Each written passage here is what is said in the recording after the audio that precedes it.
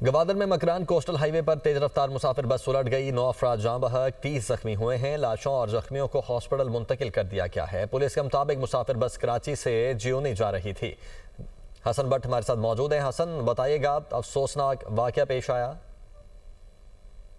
हाँ जी बिल्कुल, Makran coastal highway पर उलमाड़ा के करीब एयरपोर्ट के मकाम पर तेज रफ्तारी के बाद मुसाफिर को जो है वो उलट गई है, जिसके नतीजे में अब तक की इतलात के मुताबिक 9 मुसाफिर मौके पर जाँ बहक, जबकि 30 से ज्यादा जो है वो जख्मी हो गए। पुलिस से रब्ता किया गया तो पुलिस ने बताया कि मुसाफिर कोच में 40 से ज्यादा मुसाफिर जो है वो सवार थे। जब तेज रफ्तार हादसा पेश आया तो मुसाफिर कोच जो है मुसाफिर कोच है वो कराची से जिमनी जा रही थी। वज़ीर आला बलोचिस्तान मियां सरफराज बुगटी ने वाकया पेश आने पर जो है अफसोस का इजहार करते हुए वाकये की तफसीली रिपोर्ट तलब करके वाकये की इंक्वायरी का भी हुक्म दे दिया है। जी ठीक है, बहुत शुक्रिया आपका।